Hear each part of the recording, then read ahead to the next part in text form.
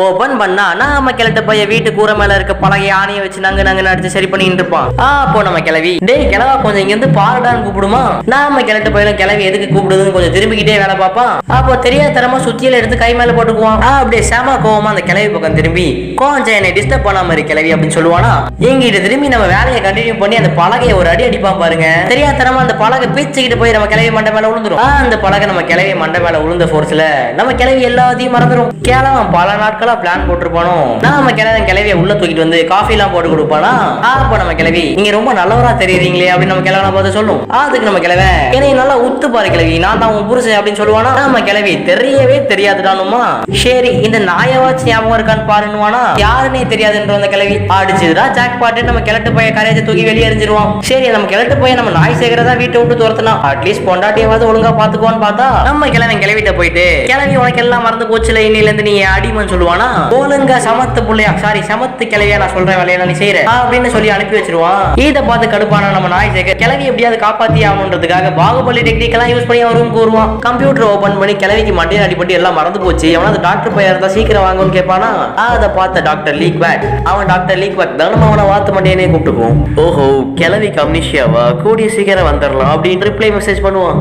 உண்மையிலே நம்ம வாத்து மண்டைய ஒரு டாக்டர் கிடையாது, அவன் ஒரு திருட்டு போய் ஆபீசர். அவன் கஷ்டப்பட்டு ஒரு திருட்டுக்கு ஒரு பிளான் போட்டா நம்ம வில்ல பைய கொஞ்சம் கூட கஷ்டமே படாம எல்லா திருட்டுக்கும் ஒரே மாதிரி பிளான் தான். அதாவது மண்டையில் அடிப்பட்டு எல்லாம் மறந்து போச்சுன்னு எவனாவது போன் பண்ணானா அவன் வீட்டுக்கு போய் வந்துடுவான். அங்க இவன் திருடுனது மட்டும் எப்படி அவனுக்கு ஞாபகம் இருக்குன்றதா இந்த லாஜிக். இது தெரியாம மணி ஈஸ்ட்ல ப்ரொஃபசர் ரொம்ப கஷ்டப்பட்டார் மனுஷன். நாம வாத்து பண்ணி அந்த மெசேஜ் பார்த்து கிளம்பிட்டு நம்ம கிளவியோட வீட்டுக்கு வருவானா.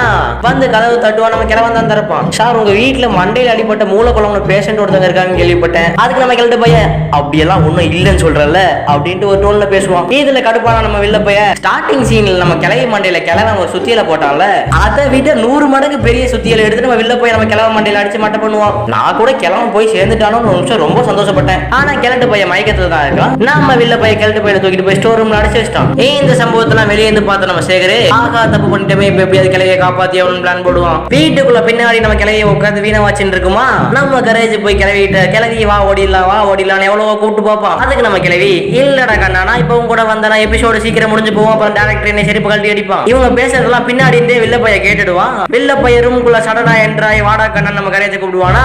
நாம கரேஜ்லாம் வரவே முடியாதுன்னு வீட்டுக்கு பின்னோர் வழியா ஓடி விடுவான். ஆத்து மண்டைய வெளியே வந்து பாப்பாங்க, யாரும் இருக்க மாட்டாங்க. சரி யாரும் இல்லைன்னு அவன் திரும்பி உள்ளே போயிடுவான். நாம கரேஜ் எங்கடா போனான்னு பார்த்தா வீட்டுக்கு மேல ஒட்டின்னு இருப்பான். திரும்பி உள்ள வந்த நம்ம வில்ல பைய அந்த கிளவிட்ட போயிட்டு ஏய் கிளவி உங்க வீட்டுல இருந்த நகை நட்டெல்லாம் எங்க இருக்குன்னு ஒருங்கா சொல்லிட்டு சொல்லுவானா. கிளவிதான் மண்டையில் அடிப்பட்டு எல்லாம் மறந்து போச்சு. சரி பக்கத்துல இருக்க ஒரு கபோர்ட பாப்போன்னு திறந்து பாப்பா, அங்க ஆல்ரெடி வலிச்சு நக்கிட்டு போன மாதிரி ஒண்ணுமே இருக்காது. சரி நம்ம கிளைய பிடிச்சி டார்ச்சர் பண்ணி ஏதாவது ஞாபகம் வச்சு நகை நட்டெல்லாம் எங்க இருக்கு நம்ம உண்மையை கறந்துடலாம்னு அந்த வில்ல பைய பிளான் போட்டு அந்த கிளையர் சோஃபா மேல கட்டி கால்ல கிச்சு கிச்சு போட்டுவான். இவ்வளவு பெரிய கொடுமையை வெளியே இருந்து பார்த்து நம்ம கரேஜ் பொறுத்தது போதும் பொங்கி எழும்ட்டு ஒரு பெரிய ஃபேனை உள்ள எடுத்துட்டு போய் அந்த வாத்தை பறக்க விட்டுருவோம். திரும்பி அந்த வாத்து பெரிய சுத்தியில எடுத்துட்டு நம்ம கரேஜ் அட்டாக் பண்ண வருமா. திரும்பி நம்ம கரேஜ் பேக் டோர் எஸ்கேப் தான். அந்த வில்ல பைய வெளியே வந்து பார்த்தா அங்க யாருமே இருக்க மாட்டாங்க. இது நம்மளை ரொம்ப டார்ச்சர் பண்ணுதுன்னு நினைச்சுக்கிட்டு அந்த வில்ல பைய திரும்பி உள்ள போயிடுவான். இந்த டைம் நம்ம நாய் சேகர் எங்க இருக்கான்னு பார்த்தா சும்மா உருட்டி வச்ச சப்பாத்தி மாவு மாதிரி கீழே ஓட்டின்னு இருப்பான். இந்த மாதிரி நம்ம வில்ல பையன் நம்ம கிளவிய ஒரு விதமா ஒரு ரகமா டார்ச்சர் பண்ணுவானா. நம்ம கரேஜ் கிளவியை காப்பாத்த வந்தா பேக் டோர் எஸ்கேப் ரிப்பீட்.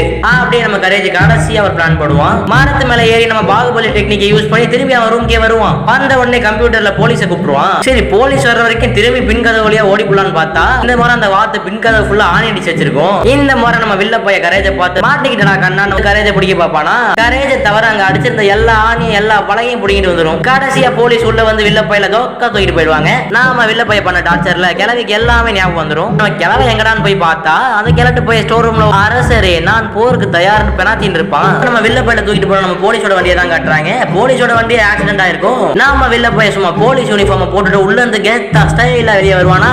வெளியே வந்து எனக்கு எண்டே கிடையாதுன்னு ஒரு டைலாக் பேசுவான். சரி இந்த சீரியஸ்ல இவன் ஒருத்தன் தான் உருப்படியான வில்லன்னு பார்த்தா கடைசியா எண்டு கார்டை போடும் போது நம்ம வில்ல பையோட முக்கிய எண்டு கார்டுல மாட்டிக்கும்.